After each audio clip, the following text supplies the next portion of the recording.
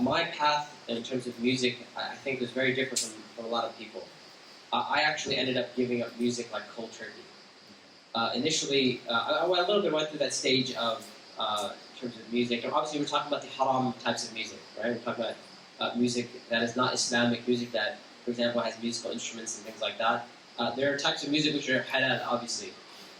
In my class, by the fiqh sharing class that I teach, we actually we study the topic of music in depth and what type of music is halal, haram, and all that. So it's a little bit out of our scope right now in terms of time, but I'm talking about the haram types of music. So for me, initially I was like, I was told music's not okay and all that, and I was a little bit hesitant to it because music was such a big part of my life. And I think I went through the same thing that a lot of musicians go through when they start practicing Islam or when they become Muslim, and that is, maybe I can use my music to call the people to Islam. Right? And I was like, I have a rock band, and we talk about social issues and political issues. A band that I used to listen to was a band called Rage Against the Machine. I don't know if you guys are familiar with that band. It was like one of my favorite bands, and I was like, they're making political changes and social changes, or they're trying with their music, and I was like, I can do that as well. And so I kind of went through that stage until I started to gain more knowledge and increase in my spirituality, and I realized that that's not the path for me. Right? I realized that Allah subhanahu wa ta'ala will not put goodness in something which is haram. Right? So someone can't say, I'm going to go to the club and I'm going to invite people, guys and girls, we're going to party and dance, and then I'm going to bring them close to Islam through that. Right? Like, it's not going to work like that. So Allah subhanahu wa ta'ala will not put that type of guidance in something which is haram. This is why they say about music. Music's very powerful. Right? It's very, very powerful. It has the power to play with your emotions. It can make you feel happy, it can make you feel sad, it can make you feel excited, it can make you feel great, it can make you feel emotional, and all of that. But there's one power that the music doesn't have, and that is the power to bring you closer to Allah subhanahu wa ta'ala. Right? Like, no matter how much you try, like, it's not going to happen. This is why one of our famous scholars of the past, and this scholar is actually known for his spirituality. His name was Imam Ibn Qayyim rahimahullah ta'ala. He has this famous statement in which he says that it is impossible for music and Quran to exist in the same heart.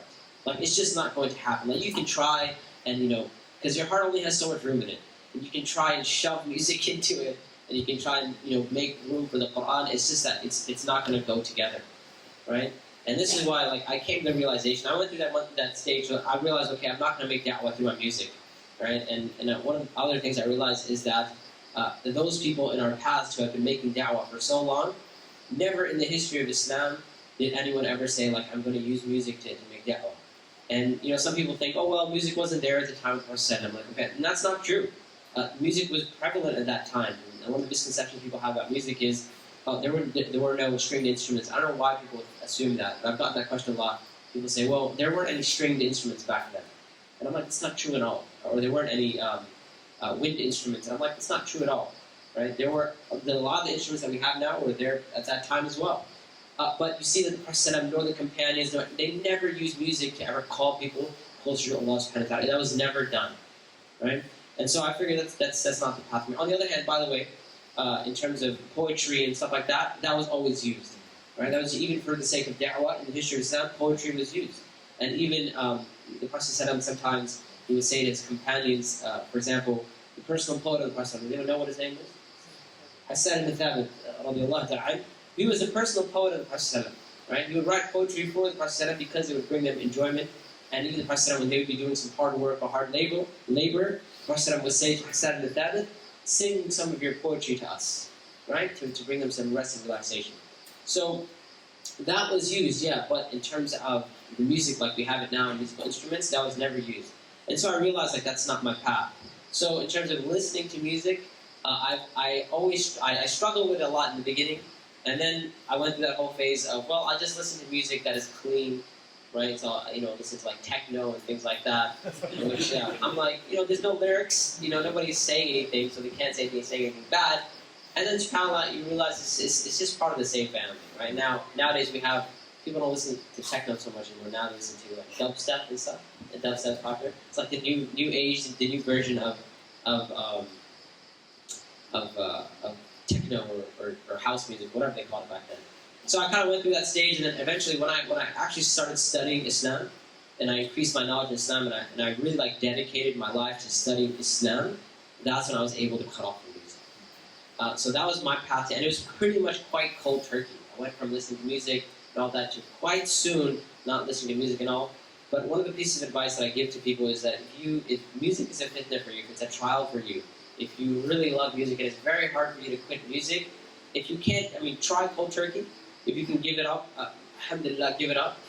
If you can't, then at the very least, slowly cut down the amount of music you listen to. And I've found that this has worked for a lot of people, where they say, okay, now in my life I listen to 2 hours of music a day. Once again, the haram type of music. So I listen to 2 hours of music a day, I'll cut it down to 1 hour. Right? And not only will I cut it down, I will replace that hour with something else. So either learning Islam or the Quran or something like that. So you start replacing that time. And then cut it down to half an hour. And then like 20 minutes and 10 minutes. And hopefully, inshallah ta'ala, a day comes where you have completely let music go. Right? And one of the other points of a really important issue when it comes to music is the other extreme when it comes to the issue of music is sometimes people put everything on music and say it's music that either makes you pious or impious. Right? In the end of the day, listening to music is just another sin. Right? And not to belittle sins at all. Right? But it's still a sin. If somebody's struggling with their iman, if they're struggling with their faith in Allah subhanahu wa ta'ala, they really need to focus on those things. And obviously giving up music will actually help, but if you find that there are bigger issues, and even when you're giving da'wah to other people, if you're talking to other people about music, sometimes there are issues bigger than music. So if somebody's not praying their 5 daily prayers, you don't take remember what we called yesterday? Fatwa hammer? Right, remember? You don't take your fatwa hammer and you hammer someone, because there are bigger issues here, right? So you start with the bigger issues. Once again, not to say that it's okay to listen to music, but you really have to understand the person that you're making da'wah to. Right? So that's the advice I have, inshallah ta'ala, for you in terms of music. Allah.